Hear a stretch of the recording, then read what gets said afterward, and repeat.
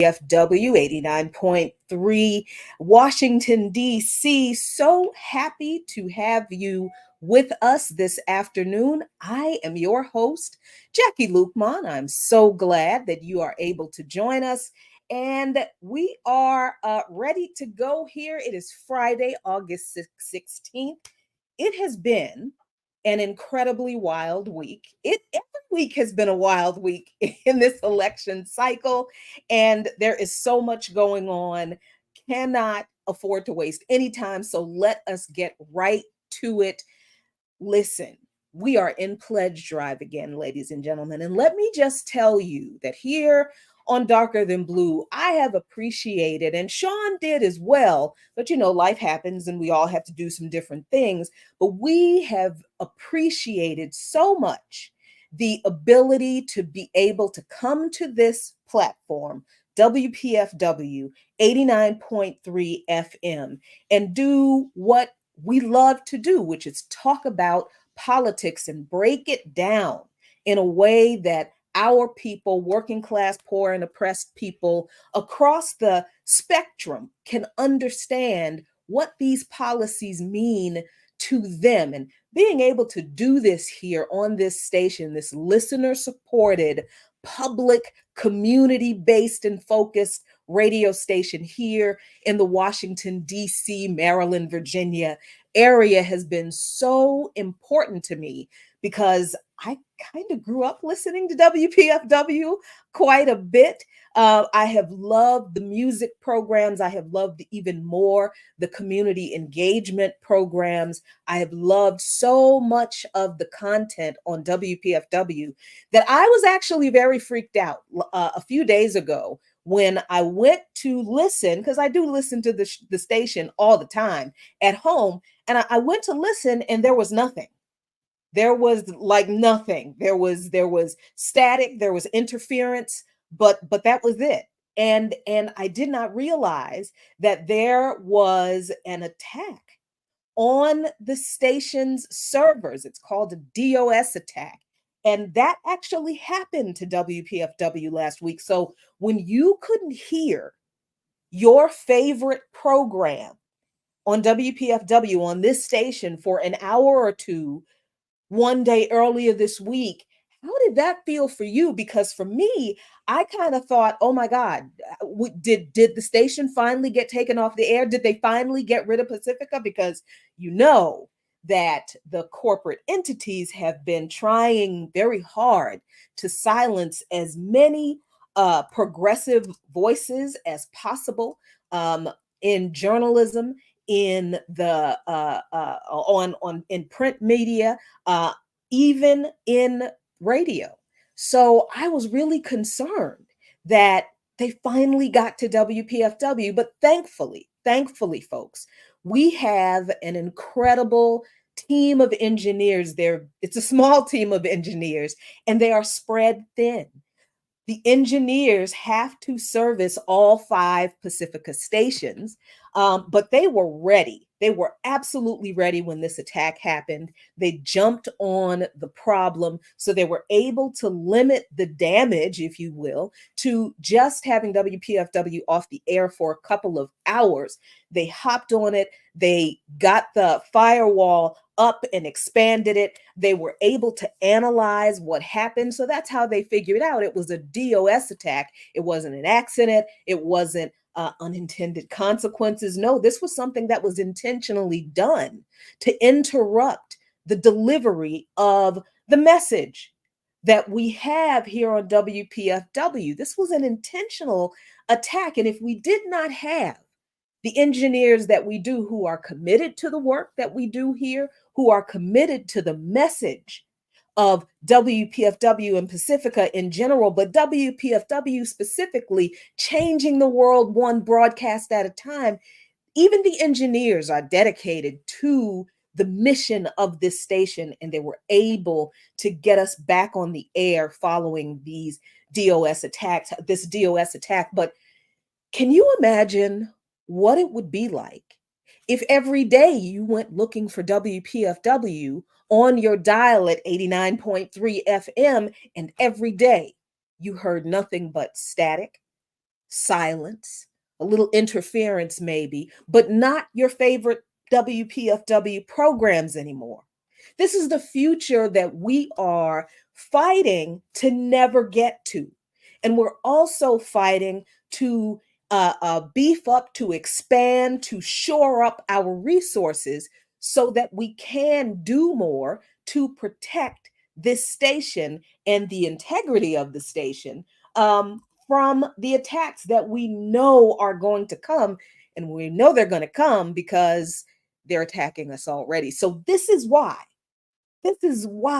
we raise money for this station a few times a year, because we are the only ones, you, me, listeners of WPFW, listeners of other Pacifica stations who like to listen to WPFW, like our fantastic mix of music and politics and community commentary, which is so fantastic because it's not, if you're just looking at the musical content here on WPFW, it's not your typical musical offerings that you get from commercial radio stations.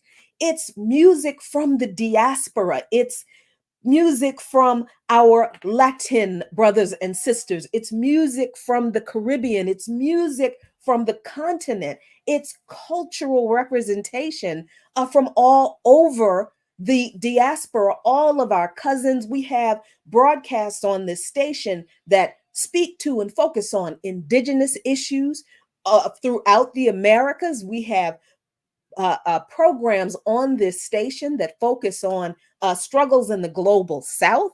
We have programs on this station that focus on struggles on the continent. And we have programs on this station where all we do is talk about politics, policy, and how they affect those struggles and the people in those struggles. That's what I do. And that's what so many other people on this platform do. So while we are in this pledge drive, while you're sitting there listening to my voice, considering whether you're going to give WPFW a pledge again, while you're sitting there saying, are they asking for money one more time? Oh my God. I want you to remember what it felt like to turn on your radio, dial your station to 89.3 if you didn't already have it on, because why don't you if you listen all the time? Dial your station to 89.3 and we're not there. If you can imagine going about your day without the conversations, without the music, without the different cultural presentations that have added so much to your life, imagine what it would be to have WPFW off the air. So we are asking for our listeners, yes, once again, but this is what it's like to keep a listener community supported radio station on the air. We do not get any revenue from ads. You don't have ads on this station. You get an hour of Jackie Lukman telling you like it is. No ads. There is no corporate sponsorship of WPFW. This is a completely and totally 100% listener supported station. You keep us on the air. And since we were not on the air for a couple of hours earlier this week because of a DOS attack, only you can help us to meet the need that this attack presented to us in a faster and more efficient way.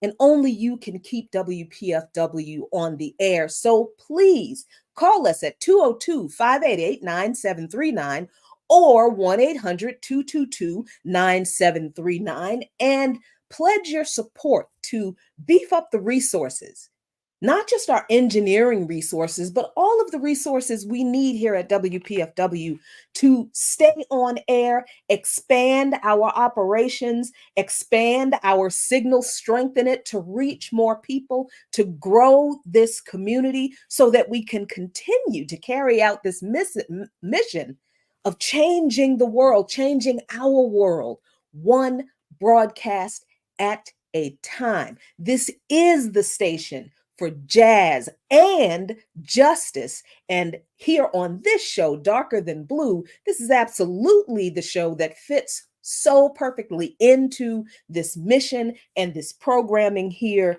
at WPFW. And we are absolutely proud to do it. So please call us now. I have a $500 pledge goal. We can do this. We have 50 minutes to meet this goal, to beef up the resources here for WPFW, to do our part to improve our security posture, to increase our engineering staff, to improve our technology, to protect our station from these attacks, and to keep WPFW going. Please pledge at 202-588-9739 or 1-800-222-9739.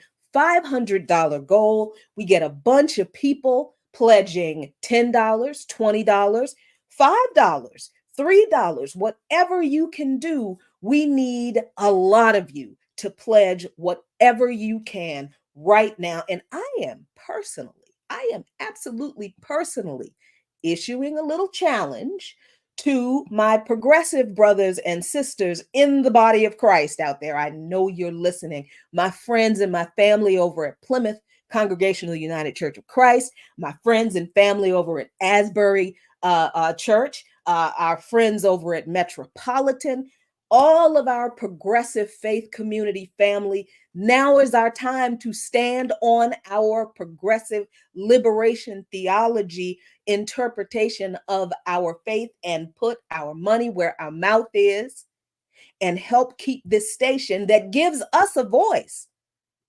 that gives we people of faith, yes, I am one, a voice to present to the world what a faith walk rooted in justice looks like. 202-588-9739 or 1-800-222-9739. $500 pledge goal for Darker Than Blue this hour. Thank you so much, Anonymous, for kicking it off with your pledge. We appreciate you so much. I am expecting a lot more pledges to follow Anonymous's. So y'all pick up the phone, 202-588-9739 or 1-800-222-9739. Please pledge to meet this $500 goal for this show. And let's talk about the thing that is on everyone's mind, economics, particularly Kamala Harris's economic plan, which she just released today. It is interesting, but before we get into that, I have to make sure that I say that the views and opinions expressed on this show, Darker Than Blue, are those of myself, the host, Jackie Lukman, and might not represent the views and opinions of management here at WPFW, the Pacifica Network, or anybody else. They're mine. So here we go. Listen, Kamala Harris released her economic plan today. Good for her. Wonderful. That's fantastic. But it's being reported in a very interesting way. And I'd like for you to consider some things. Okay. So the Washington Post is reporting that policy experts in the Democratic Party were not happy with Harris's economic plan, some aspects of it, because they say that her recent endorsement of Trump's plan to eliminate taxes on tips, which is actually a good idea. And I don't like that I have to say it that because it is Trump's plan and I don't ever want to agree with him, but that actually is a good idea. They don't like that she endorsed his plan, and they're not happy that she promised not to raise taxes on Americans earning under $400,000 a year. And that's because they see this position as incompatible with the Democrats' ambitions to approve major new expansions of the nation's safety net. But consider this. However much economists say Harris's policies will cost, the fact is the Department of Defense gets a whole lot of money every year. And this is not opinion, folks. This is facts. The Department of Defense gets basically $1 trillion and some change. Yes, I said T, trillion with a T and some change every year through the National Defense Authorization Act, the NDAA, or basically it's called the defense budget. That's what the NDAA does. It allocates money to the Department of Defense. And with the various programs that are not publicly included in the budget, things like the Department of Energy's nuclear program, that's not included in the NDAA because technically the nuclear program is not under the Department of Defense, it's under the Department of Energy. So whenever we're talking about the defense budget, we're not talking about everything that is related to the defense budget because it's not all categorized as defense. That's kind of one way governments get away with spending way more money on something than they tell you. All right. So every year, the Department of Defense gets around $1 trillion and a little bit more. Yet, none of the policies from either political party calls for reducing the defense budget, which would produce, if you were to reduce the defense budget even just by a measly 50%, and that's not enough. It's not enough. But I guess it's a start. Usually politicians say they want to reduce the defense budget by 10%. That is laughable. But that's still a pretty good amount of money. But I do think if we're going to do something like that, it ought to be meaningful. It ought to be significant because we're talking about 1 trillion plus a year, not every 10 years, not like the way the government funds, oh, I don't know, social programs, because every time they do something for us, this is the government in general under both political parties, they always frame the funding of those programs for the people in these 10-year plans. So it's always, $1 trillion over 10 years, as if that is objectionable. When the Department of Defense gets $1 trillion every year, so multiply that by 10, folks, and what do you get? $10 trillion plus, because the plus is kind of an unidentified number that we can never quite put our finger on because, like I said, it's not public. So the Department of Defense, all by itself, one agency in the entire federal government can get $1 trillion every single year. But you and I have to get the funding for the programs that our people need to survive that are woefully underfunded. We can't have sustainable funding every year. No, we've got to have a little bit of money that is chopped up over 10 years. And then over those 10 years, the funding is always reduced for social programs for the people. Is that not the way this government works when it comes to economics? Absolutely it is. Hey, I have an update. Barrington, thank you so much for your generous pledge. I now have $400 to go for this hour. $400 to go, y'all. Barrington Anonymous, thank you so much. Whose name will I call next? Will I call your name next? Well, I can't unless you call and pledge. So please do that. 202-588-9739 or 1-800-222-9739. So one of the policies that Harris has revealed in her plan is to address price gouging. And look, that's a great thing, but this is what she says according to the Washington Post, or this is what the Washington Post says about her plan to ban price gouging in grocery and food prices.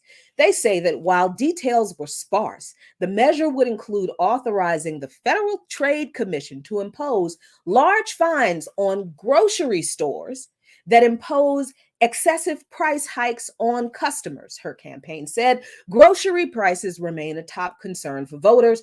Even though the rate of increase leveled off this year, they are lying. They are lying.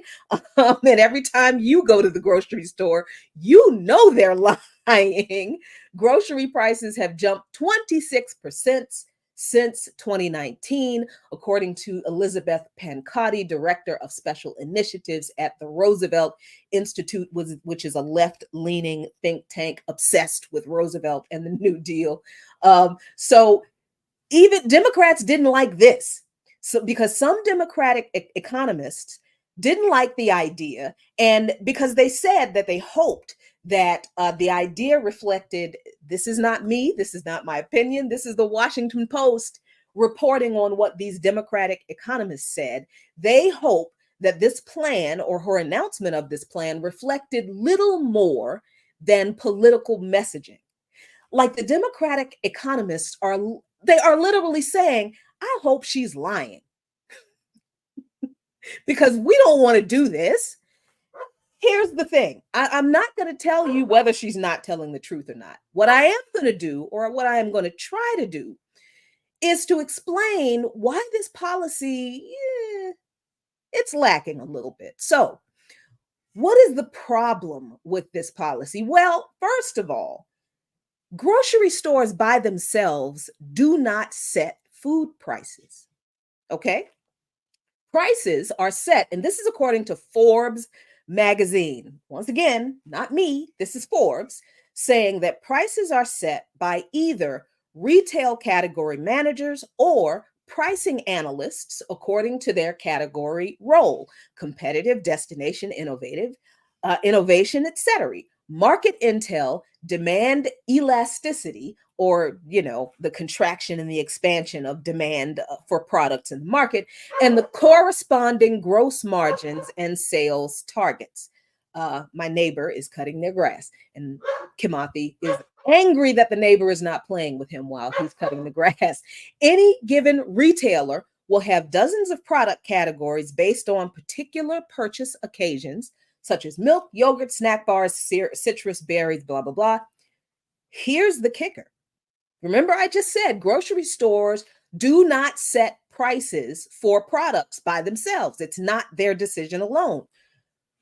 The staff who negotiate prices with suppliers are accountable to financial targets set by executives. So let's be clear here. The staff who negotiate prices, that's the grocery store chain staff. And we're not talking about like the grocery store employees, the actual workers who are putting the price stickers on the products. No, not that staff. We're talking about the executive staff of these grocery store corporations. So can we say not working class workers? That's not who are involved in negotiating grocery prices.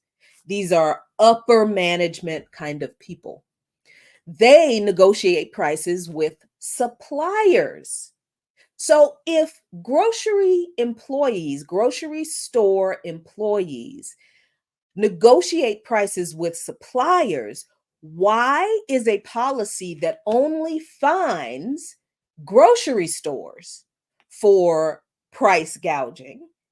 Why, how is that policy going to be successful if you're only punishing one of the entities that is responsible for the price gouging?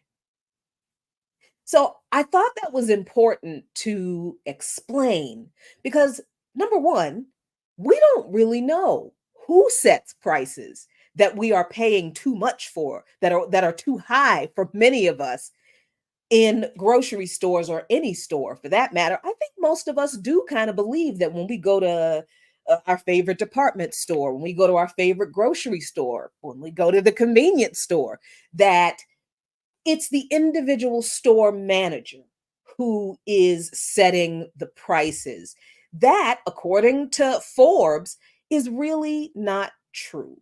And then there is this other aspect of this that I think is very interesting. This whole thing about the Democratic economists and the Democratic Party really opposing price controls, because this is kind of what Harris is proposing, um, to impose some kind of measure of price controls, but sort of not really. The price control is in the Federal Trade Commission fining grocery stores for price gouging. But there's really, it doesn't appear to me, any mechanism to actually impose a price control, a cap on prices in the grocery store. And of course, from what I can see, there's no measure for fining the suppliers, the corporate agriculture entities, the manufacturers. They're the ones who the grocery store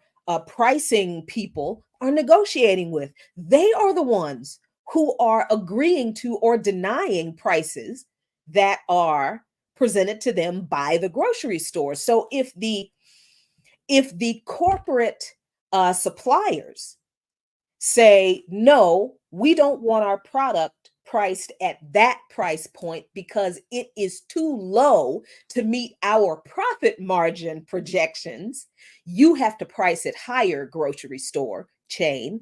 And the grocery store has to do it. Why? Because if they don't meet the demands for the price point that the supplier sets, then the supplier will yank their products from the shelves, and then the grocery store misses out on their piece of the profit of selling that product. Do you see how this works? So the grocery stores are not the only guilty party in this equation of price gouging. The corporations really are the ones who are doing it. So the policy of fining just the grocery stores is not enough. The corporate entities have to be fined too. And yes, there needs to be actual price controls, but no one in this country is going to impose price controls, even though Richard Nixon did it back during the fuel crisis. Yeah, look that up. But there's another reason politicians in this country will not implement price controls, and that's because anti-communism is the second religion in this country. See, the hatred of price controls is literally a scare tactic to convince consumers that price controls are not in your best interest. You are not supposed to want prices controlled by the government. But see, if price controls make goods affordable for more people, then suppliers will make pretty much the same amount of money. Generally, they'll still make a lot of money with lower prices. Why? Because more people will be able to afford their goods. So you reduce the prices, and literally more people will be able to buy your stuff. You're still making lots of money. The idea that price controls lead to shortages, because this is what the Democrats said. The Democrats said this. And let me read you the quote. This is from Jason Furman, who served as President Barack Obama's top economist. Yes, that Obama, the president who bailed out the banks that ripped people off and caused all those foreclosures. Yeah.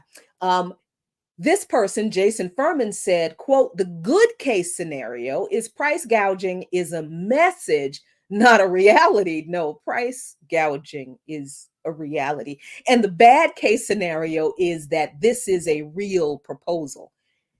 He said it, not me. He said the proposal was a bad case scenario. But he said that because in his reasoning, quote, you'll end up with bigger shortages, less supply, and ultimately risk higher prices and worse outcomes for consumers if you try to enforce them in a real way, which I don't know if they would or wouldn't do, end quote. That is typical anti-communist. Controlling prices leads to shortages in the market foolishness.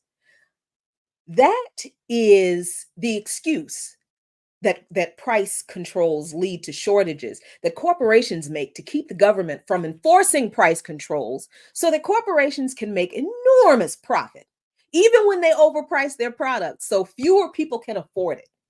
Demonizing price controls is an anti-socialist, anti-communist propaganda tool because the claim was that the long lines for food in the former Soviet Union and other socialist countries was due to price controls that were imposed by socialism and communism on the free market.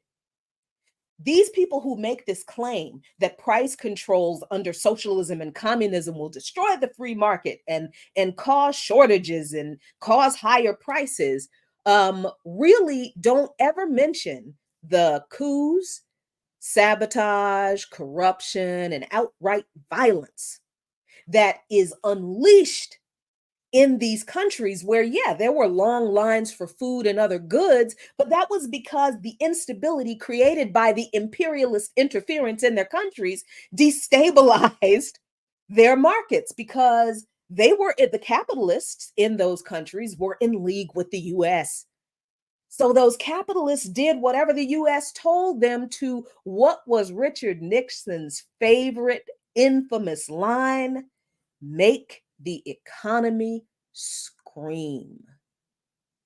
So every time we see bread lines, long lines for medicine, long lines for whatever the people need in countries that are socialist or communist, it's not because of price controls. It's not because communism or socialism creates scarcity. No, it's because the capitalist class in those countries are in cahoots with the capitalist class in this country and in European countries to do everything in their power to ensure that the communist or socialist projects do not work.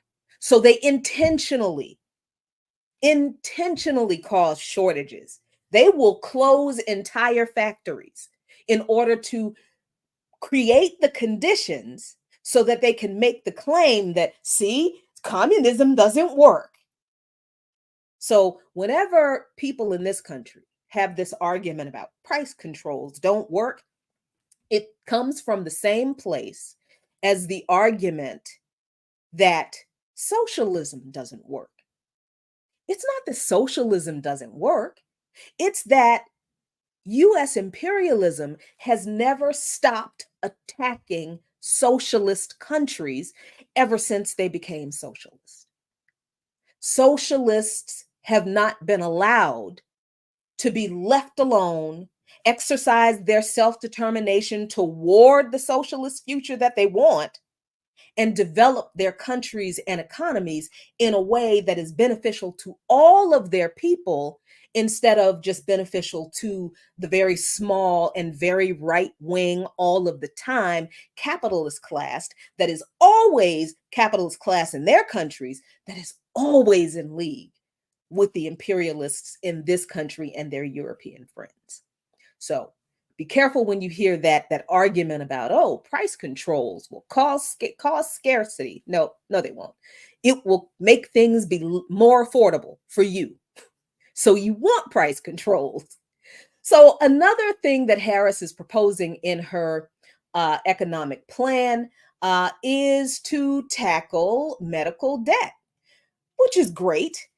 What an update I have. Y'all are fantastic. So I just did my little screed for what's it been? 15, 20 minutes. In that time, members of the anonymous family, four of y'all, what did y'all do? Did y'all get on a little Zoom family call and say, hey, we got some work to do? If that's what you did, thank you so much. Anonymous from all the way in Tucson, Arizona, thank you so much for your pledge. Anonymous in Stamford, Connecticut, instead of a family reunion, y'all supported WPFW. Thank you so much for your contribution. Anonymous right here in Washington, D.C. I can come and hug your neck. I appreciate you so much. Anonymous all the way in Richmond, Virginia. Now that probably is one of my actual family members because I got family in Richmond. Thank you so much. And Phil from Jamaica, New York, thank you. I know who that is. Thank you so much, brother. I appreciate you. I now have, get this, y'all. Y'all have shown off. I now have $10 left to go. And you know what? I'm going to take care of that. So thank you so much. We have met our goal because I did challenge my progressive friends to call in and support. So that's my challenge. That's my response to the challenge. I'll take care of the rest of this, but I need more of you to call in to continue to support WPFW, and I will match your contributions. How about that? 202-588-9739, 1-800-222-9739. Let's go, y'all. So let's continue to talk about Kamala Harris's economic plan, but now kind of pivoting to her focus on medical debt and getting rid of a lot of medical debt.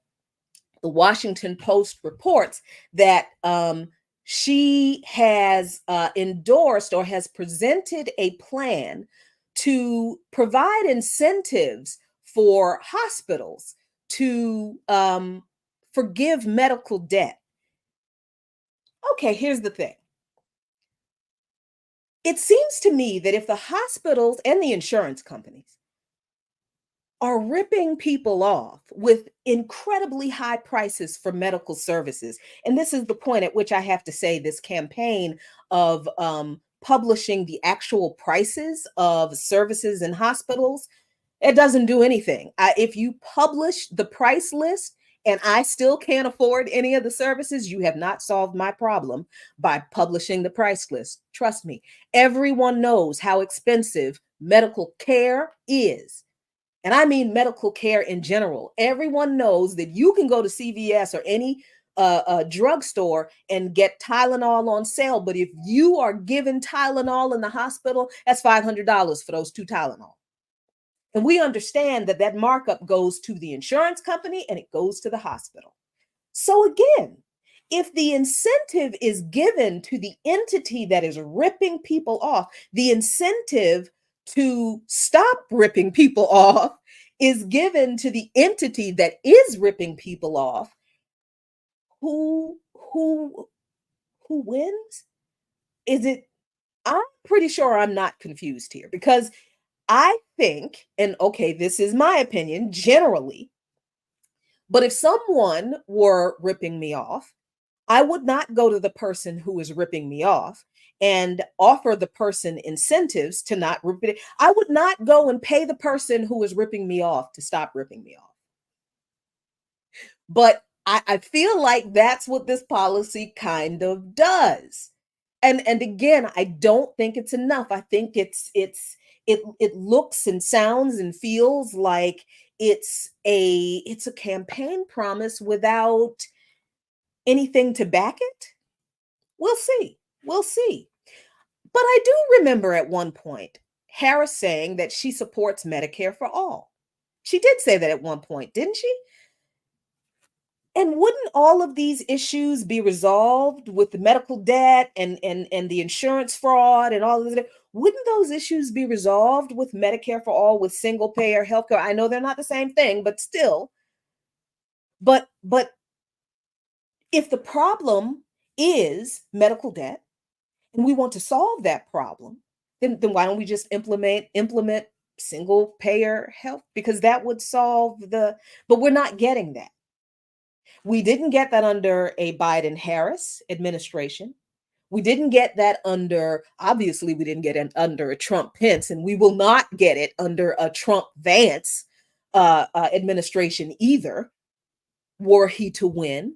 We didn't get it under an Obama Biden administration. Absolutely did not.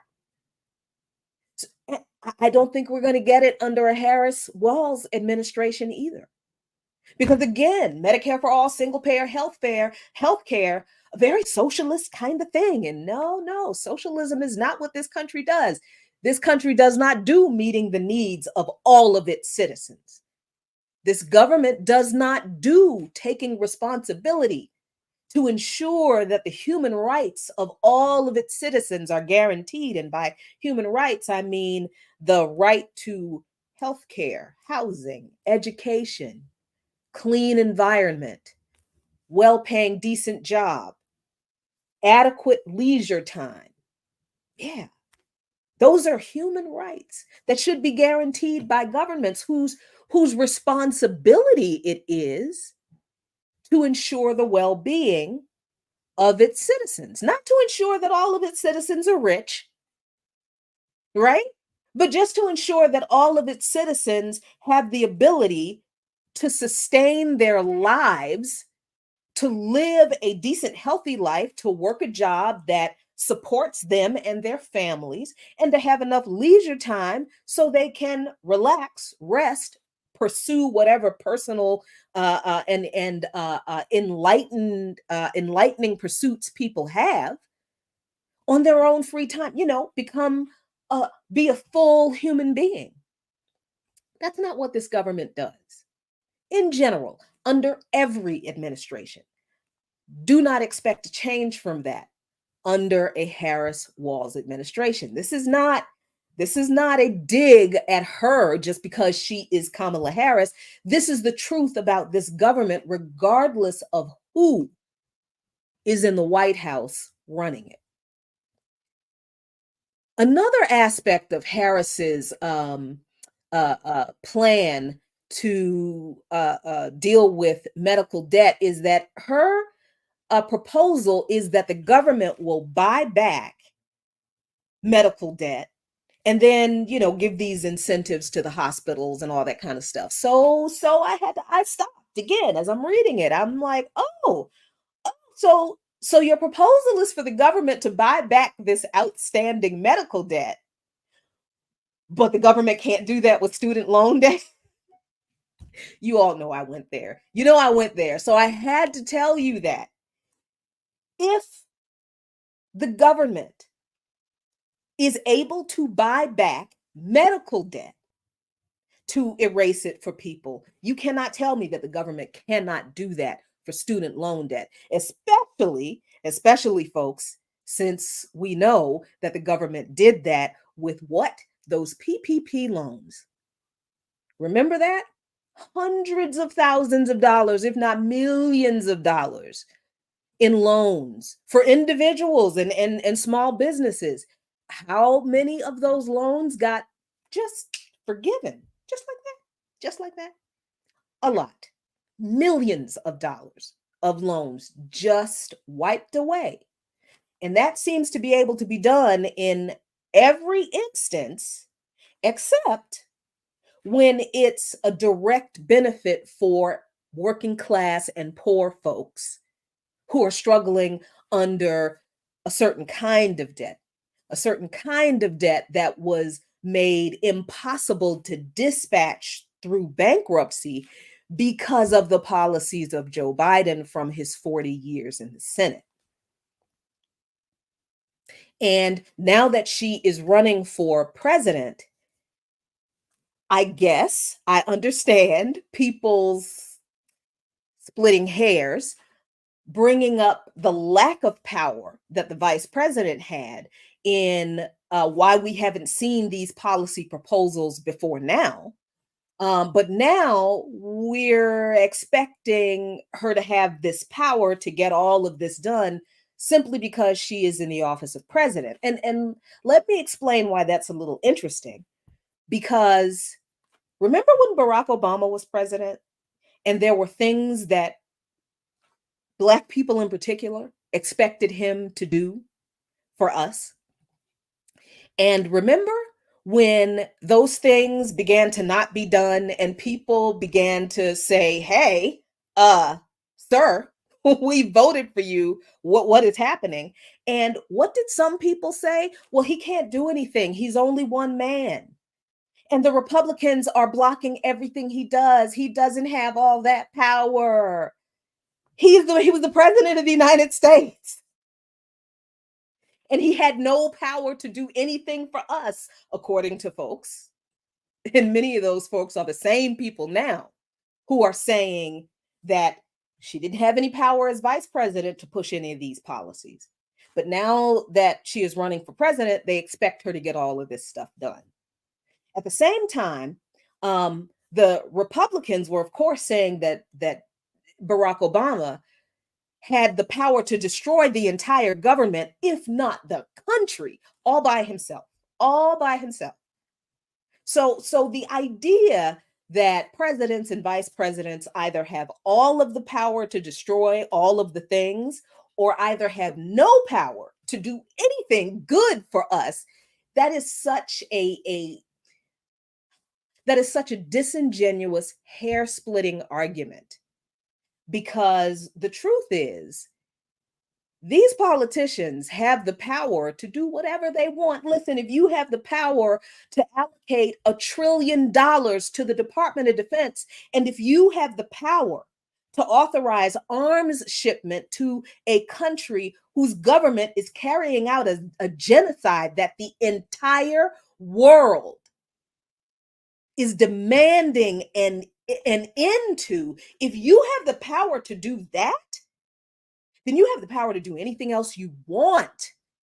The problem is what we have always said, we radicals, we crazy leftist radicals, we have always said that the problem with the government in this country is not Republican or Democrat. It's not whether this politician has power or that politician has power as vice president or president, blah, blah, blah. No, it's that they don't want to do anything for you and me. The question is not how much power these people have. And I don't want to hear anything about the deep state, because there is no shadowy entity hiding in a back room doing things in secret. They're doing it right out in public. And they do not care if you know, because they're not going to do anything different. And by they, I mean everybody in this government. This is not a Republican or a Democrat problem. This is a United States government imperialist capitalist problem. This is the settler colonial hegemony problem. This is the white supremacy, patriarchy, xenophobia, homo and transphobia as the foundation of the founding of this country problem.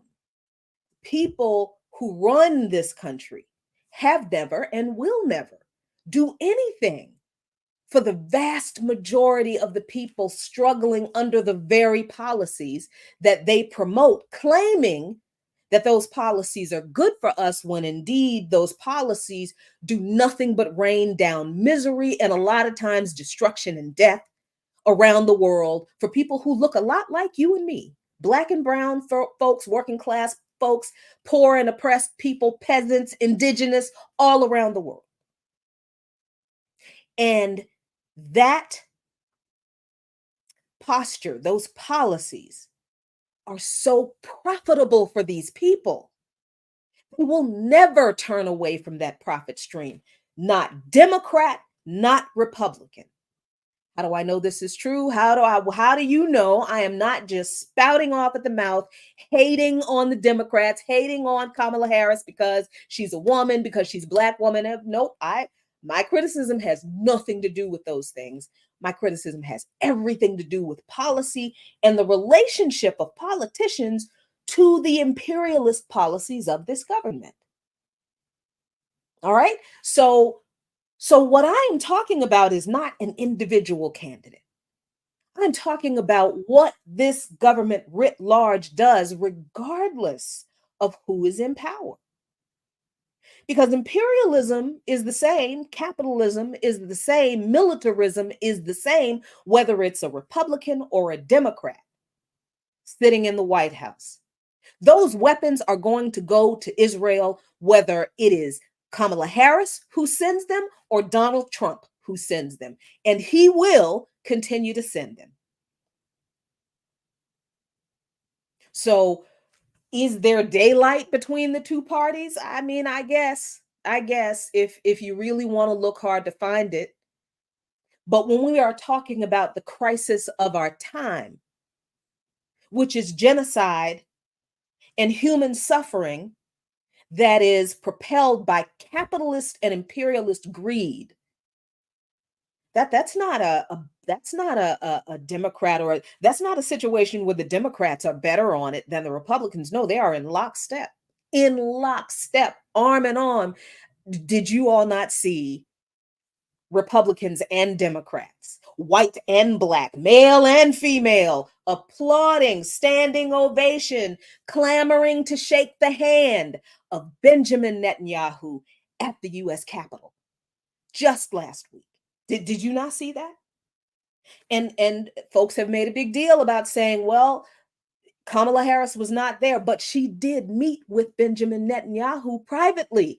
And she told him, according to the Washington Post, not me, I'm not making this up, I'm not saying this, the Washington Post reported it, that she assured him that were she to win the presidency, the Harris-Walz administration will continue to support Israel unequivocally. That's what she told him. So while I'm sure people will be very happy about the policies she is putting forth about the economy, I do hope people look closely at both Trump's and Harris's policies and analyze them against the realities, not the political speak, not the buzzwords, not the campaign promises, but against the reality, how things really work for you, which they have no insight into because they've never been working class or poor. They've never been one of the masses. They do not know how we live and they do not care. And by they, I mean those folks in both parties. So,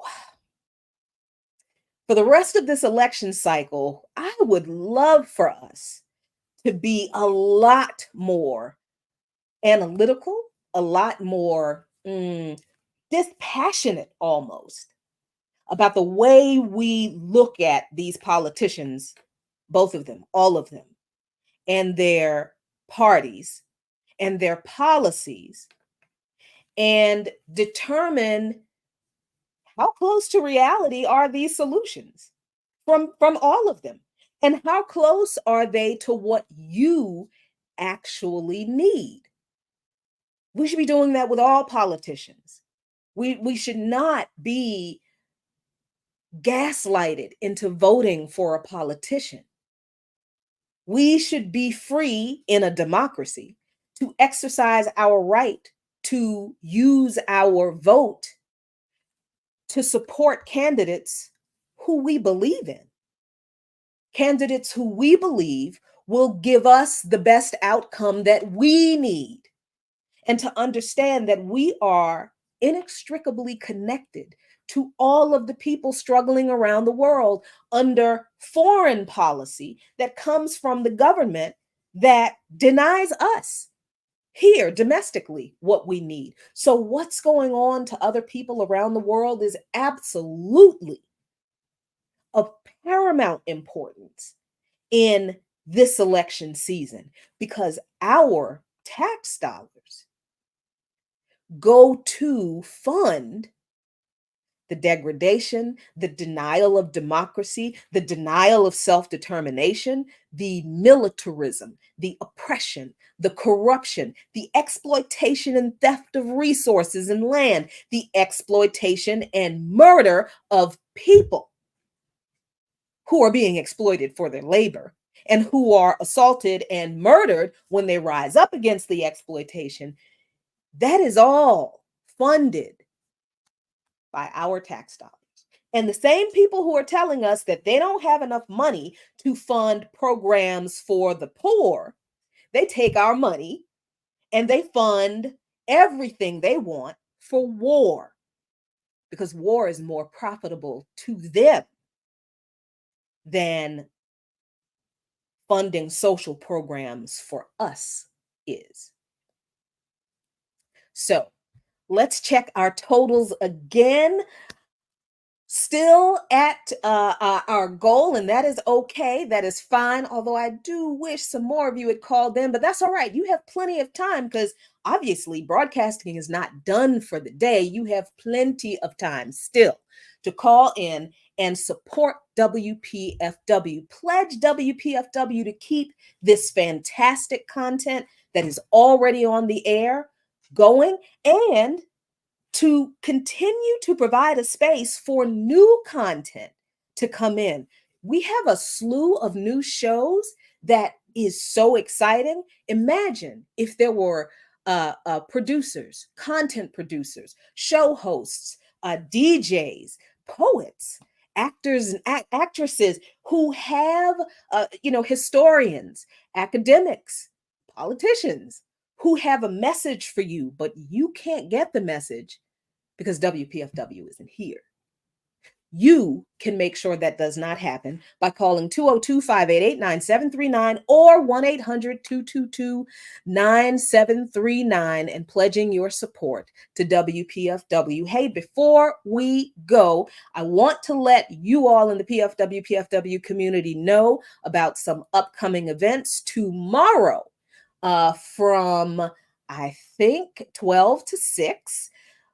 BAP, Black Alliance for Peace DC, and the Malcolm X Grassroots Movement, Palestinian Youth Movement, so many other fantastic organizations have collaborated to put on our first Curb Fest for Political Prisoners Festival. Curb Fest for Political Prisoners is a community festival that is a vehicle for teaching members of the community about political prisoners. So, excuse me, tomorrow from 11 to 6, I believe, at the Black Workers and Wellness Center on Martin Luther King Jr. Avenue in Southeast DC. It's 2500 Martin Luther King Jr. Avenue in Southeast DC. Please come out.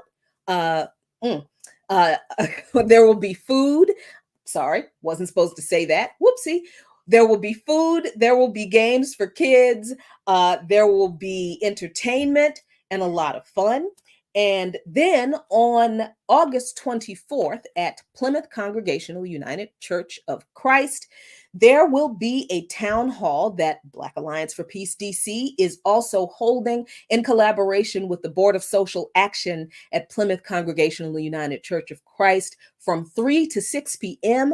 on August 24th. We will be having a panel discussion with 5 international organizations, Friends of the Congo, Nodutal, which is Korean Solidarity, Palestinian Youth Movement, Haiti America's team of the Black Alliance for Peace, and Palante, Diaspora Palante, Puerto Rican Resistance will be presenting panel discussion on international solidarity and why it's important. That is August 24th from 3 to 6 at Plymouth Congregational United Church of Christ in Washington, D.C., Northeast D.C., 5301 North Capitol Street, Northeast Washington, D.C. Thank you all so much for listening to WPFW. Thanks for hanging in here on Darker Than Blue. Thank you, everyone, for your pledges. Continue to call, continue to pledge, continue to support WPFW. Until next time, this is Jackie Lukman signing off. Peace, if you're willing to fight for it.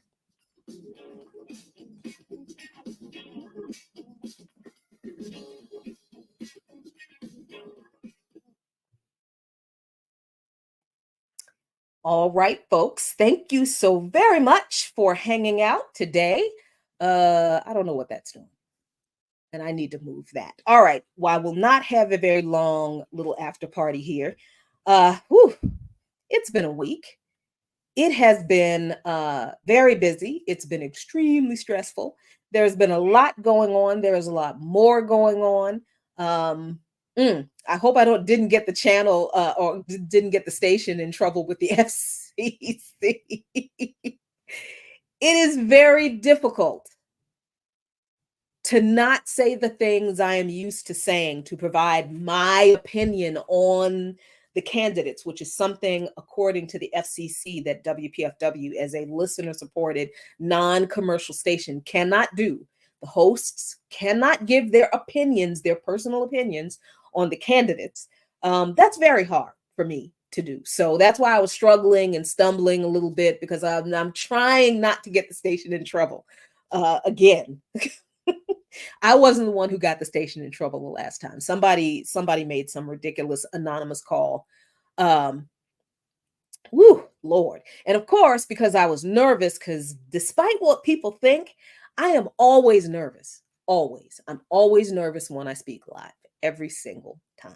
It's not, there is never a time when I walk up to a mic and I'm like, I got this. That's not No, I'm a nervous wreck every single time. Um, and I always forget something, despite how comprehensively I take notes. So I do everything I can to make sure I say what I'm supposed to say, hit all my points, and every time the nerves get me. So see, this is not magic. This is not, there is no abracadabra going on here. I have to think very seriously about who I'm talking to, what I want to say, and in a lot of these places, there are restrictions on what I can and cannot say. This was not always that way. This restriction at WPFW is a new thing, like within the past 2 months, because someone called and complained, or someone complained to the FCC, I guess, about PFW first offering the prizes that we used to offer for pledges.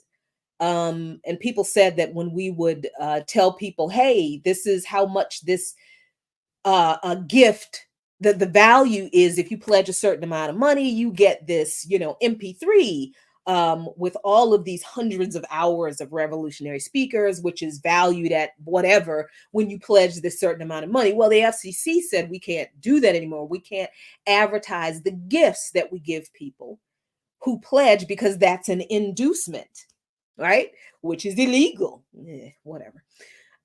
and and then they said, going, I think, farther than the complaint went, then they told us that the hosts of the shows cannot give their opinions on the candidates currently running for office, for presidential office. That's what yeah, just all of a sudden, didn't have anything to do with inducements, nothing. Just yeah, you can't, your host can't give an opinion of, okay. But the guests, when we have guests, they can give their opinion, but I cannot. And I don't want to have guests all the time, because I'm doing so much stuff during the week that sometimes I forget, oh, I need to book a guest for Friday. Or I might not look at something, or I might not see something that I really want to talk to somebody else about. I might just want to rant about it, right? Or maybe there's something that I want to talk to a guest about, but that guest schedule is not free this week. So I can't get them like that. I've been wanting to talk about the situation in Iran again with Professor Morandi, but Professor Morandi is in Tehran. And it's very difficult. For him to do a 5 o'clock show, he has to stay up until 1, 2 o'clock in the morning. That's the time difference. It's 8 hours or something, 8 or 10 hours. So I'm very respectful of his time. So I don't always have a guest, and I don't always want to have a guest, because booking a guest is a lot of extra work, right? So now, the host can't give our opinions on the political, the candidates running for president.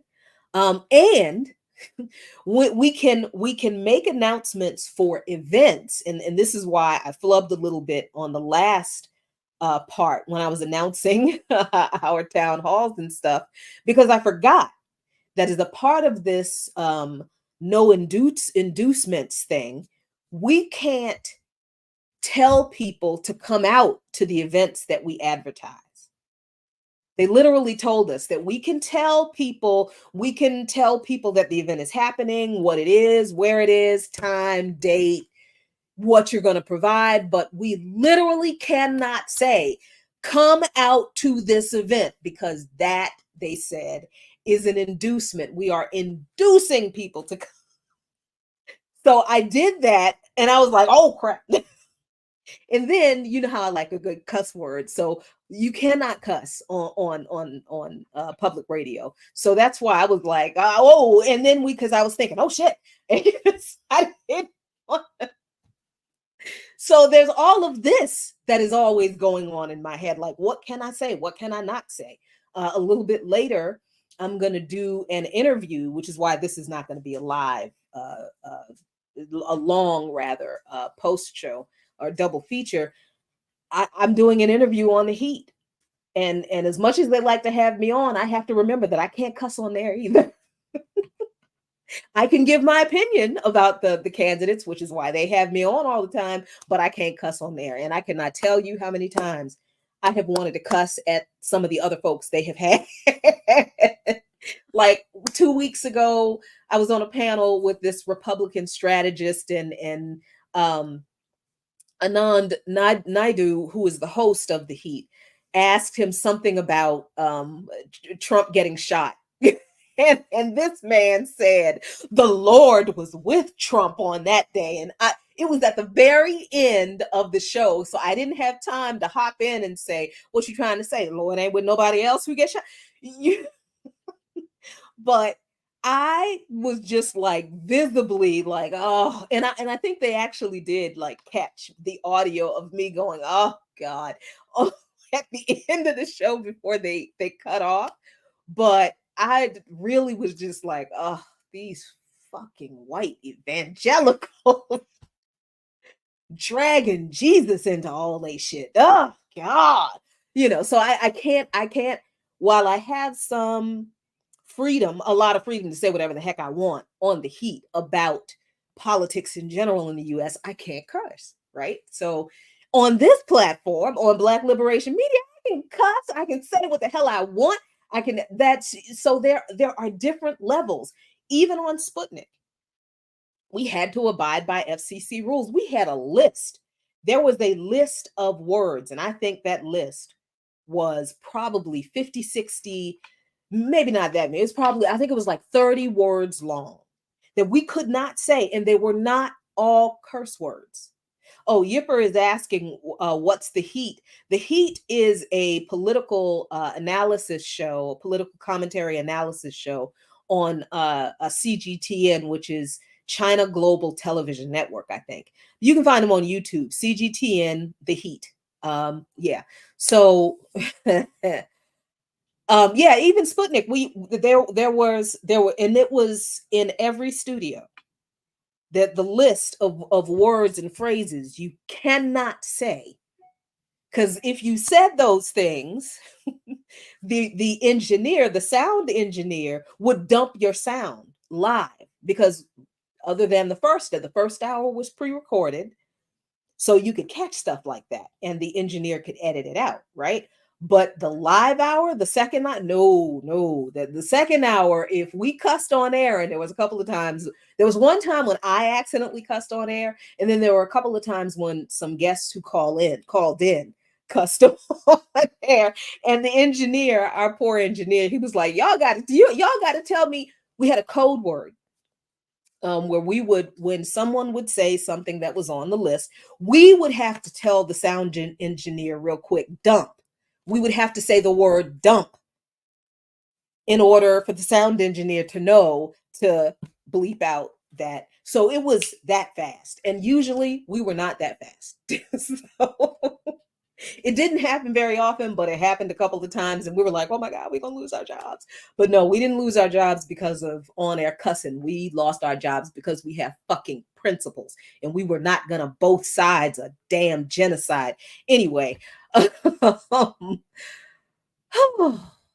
yeah, so yes, I am always nervous when I speak. I am always very worried that I am going to say something that reflects badly on people I know that people associate me with and who are important to me. So of course, people see me speaking and people are always thinking, "Oh, she's speaking for Bab." I'm not always speaking for Bab, but I know that's just a part of it, right?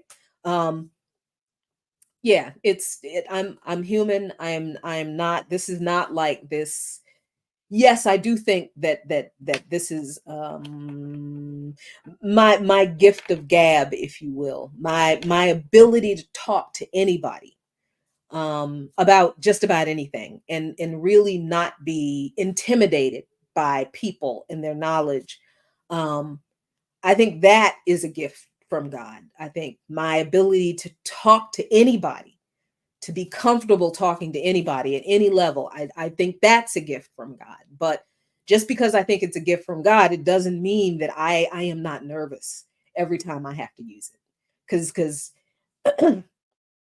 Let me try to explain it in the way I experience it. So when people ask me to speak in front of like a protest, which for some people should be the easiest thing because you're just going out there and you're shouting things about these people who are being mean to you. So, you're telling the truth about how awful they are, which it would seem to be easy, right? But for me, I don't like to just sloganeer. I guess that's easy for some people, but I don't because I'm not talking to uh policy advisors and campaign assistants, and I'm not talking to political people. I'm talking to or political insiders. I am talking to people who are living the struggle that we're fighting. So I'm not going to use buzzwords or political speak, or I'm not going to do that with them. I'm going to talk to them from my heart. And I just don't know any other way to do it if I'm sincere. So I talk a lot. So this is why I talk a lot about the human cost of these policies, the families impacted, the psyches destroyed, um, the people made half men and women living as Jonathan Jackson said, butchered half lives because of the policies that are imposed on them from the empire and the people who keep voting for the fucking empire.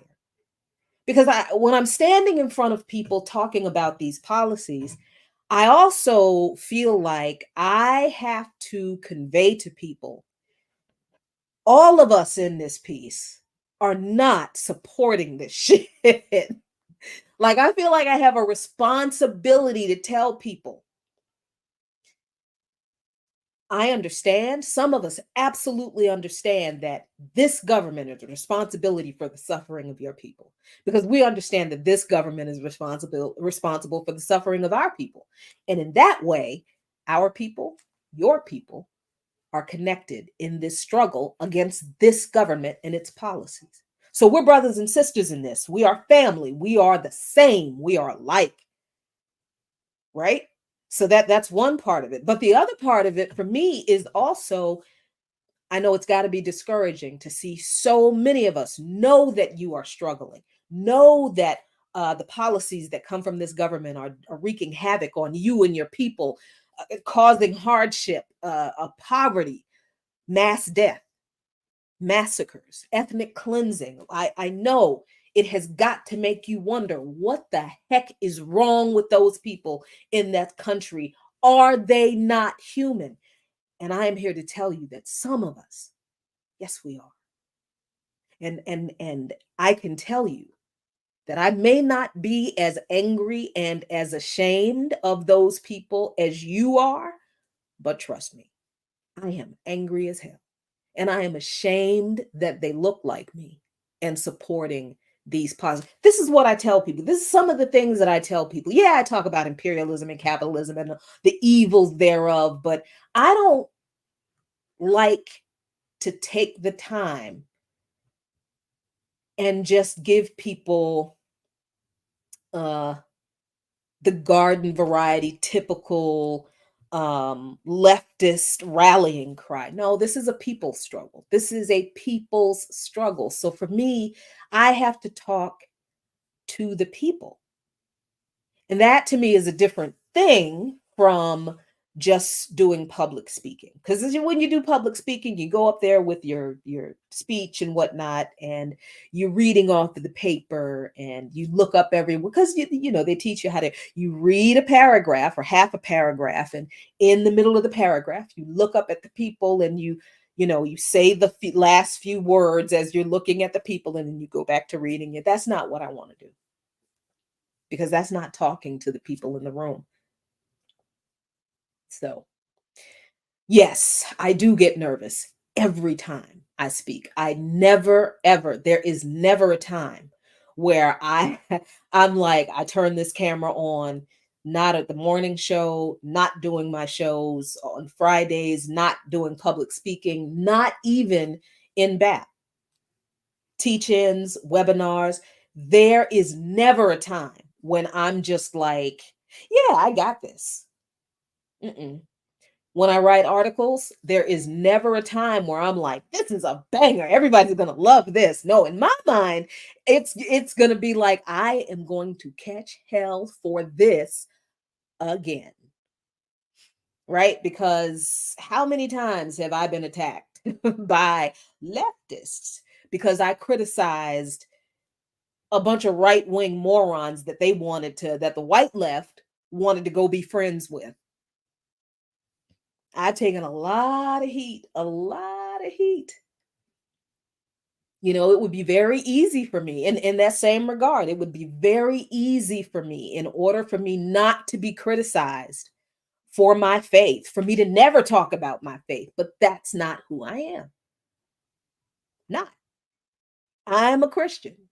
I am a follower of Jesus Christ. I cuss and I will lay hands on you. I will. But I understand that some people really have a problem with that, and I have been dragged through the mud because of that.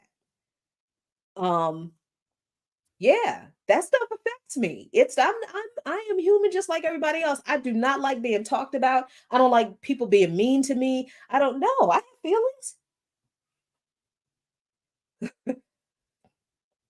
I absolutely do. I have feelings. I have emotions. I remember the crap people said about me from 2016. I've been at this thing for a minute and people have done some things. So it would be very easy for me to do what everybody else does. To talk about the things that everybody wants to talk about, to say the same things, to create controversy, to attack people so I can get more views. And yeah, it would be easier to do that. It would be easy to say the same thing everybody says. It would be easy to go on everybody else's show and laugh at everybody else's jokes and agree with everybody else's bullshit, neoliberal light, right wing adjacent talking points just so I can grow my platform and be popular. But that's not me. That's not my mandate. It's not my mission. That is not what I believe I'm still here to do. So I'm not going to do it. And that does mean that I'm going to be a target. We're already targets for the state because we are anti-capitalists, anti-imperialists, pan-Africanists, anti-Zionists. So yeah, I've gotten it from the state too. Mhm. And then at the same time, I got to deal with criticism from folks within the organizing community because I feel so weird calling it the left because is it? Is it when they keep chasing after the right wing? Is it the left? I don't think so. So then I have to always deal with that. And then, there are times when people want to make it personal and then they're sending stuff to me to my personal. They find my email address. Some people go so far as find my phone number, send me text. Oh, it's bad. Hmm. Yeah. So all of that is in my mind too. I have spoken publicly and have gotten confronted in nasty ways by people, like leaving and going to my car. Oh yeah. Hmm. So no, I don't take any opportunity that I have to speak publicly, to put my thoughts and analysis on paper and have it published.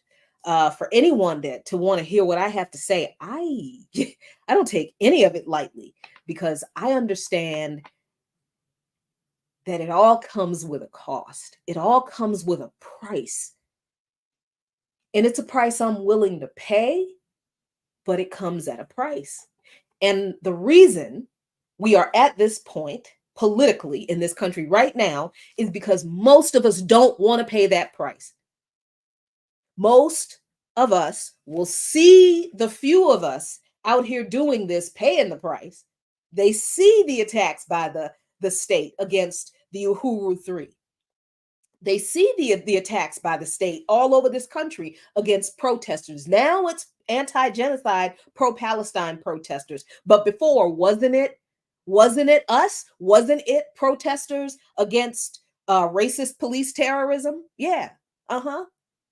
People who were protesting the police killing of Elijah McClain, of Adam Toledo, of Mike Brown, of Walter Scott, of Sandra Bland, of Breonna Taylor, of Tamir Rice. People have watched all of that. And even though there was a brief little moment in 2020 when people who were sitting on the sidelines were so outraged that they got up and got into the streets, that was temporary. They didn't do any organizing. So what people have done and are doing is they're sitting back and they're watching a few of us take the hits from the state, while they're also watching us take the hits from the right wing, and they're also watching us take the hits from the so-called left, who are supposed to be organizing with us, telling us that they don't want to deal with race. Why do we have to talk about race? Why can't we organize with the right wing that wants to stop war? Oh, I don't know, because they're racists. I don't know. Just maybe. And people will sit back and watch us be torn apart by all of those different factions, and they're sitting there saying, I'm glad that's not me. I don't want to deal with that. And these are the very same people. Ooh, Kai, thank you for that. These are the very same people, these cowards. This is why I call them cowards, because I understand that they are. They do not want this heat. They don't want to take it. Freedom is not that important to them, because they understand this is the only way you get free. They get that. They know that. They just don't want to pay this price. So they are willing to exchange the crumbs that they can get from the Harris administration for, instead of going after actual liberation and taking down this whole system for better for all of us. Yeah. But Kai makes a great point. We can organize better under Harris than Trump. Mm-hmm. And these are people who said the same thing with Biden, and they can't even organize a potluck. They ain't organizing cats. They are not following behind a line of ants. They ain't doing nothing. They are organizing nothing. But these are the very people who will tell us that, as someone told me, well, me and the whole organization, what, a couple weeks ago, if you're criticizing Harris, you are campaigning for Trump. This is our people now. And we take this from our people all the time. So in this idea that people have, that all of this is just glamour and oh, I'm in the spotlight and I'm a star. It's not even like that. It's not like that at all. I do this because it's life and death for all of us. It is. I know it is. I don't have to see it in my life. It doesn't have to be life and death for me to know that it is life and death for us. I am not fooled by the facade of this system. Neither are you, because you're here. So that's why I do this, because I don't want my young cousins and their babies and my nephews and nieces to grow up in a system we didn't confront, to change so that none of them would have to suffer what we know our people are suffering. That's why I do what I do. Not because I'm because I think I'm smart, not because I think I'm better than anybody else, not because, I think I'm holy, or no, because I don't want my people to die. And because I know there is something wrong, because I know it, it is my responsibility to do something about it. So that's why I do what I do. And I'm glad you guys tune in to watch me, listen to me do it. So thank you so much. If you contributed to the Pledge drive. Thank you, thank you, thank you, thank you so much. I actually forgot the Cash App. So I'll do better next week. The pledge drive will still be going on next week, y'all. Don't worry. You're going to have another chance to give me some money. So thank you so much for watching. Tonight at 8 o'clock, I will try to live stream the announcement from the Jill Stein campaign for the announcement of the vice presidential pick for her campaign. If many of you have not been paying attention, there has been talk that I would be chosen as the vice presidential pick for the Jill Stein campaign. I am going to just give you a little sneak peek. That is not, no, I am not going to be the vice presidential. I was in the running. I was. But I will be involved in the campaign. And you will find out how on this live stream at 8 o'clock. So I'm going to do my best to live stream this at 8 o'clock. I'm going to check the schedule. I'm going to check with my comrade, Too Black, to see when his show ends. And if I cannot do it live tonight, I will upload the video for you later on so you can see the announcement yourself. Again, I'm not the vice presidential candidate for the Jill Stein campaign. I was not selected. I was in the running, but I will be involved in the campaign, and you will find out how. So, again, like I said, I ain't doing none of this because I'm special or I want to be in the spotlight. Everything I do is because I know it has to be done in order for us to be free one day. And I know that we will, but we will not get there if somebody doesn't do this work. So join us. Why don't you? All right, y'all. Thanks so much. Talk to you very soon. Peace.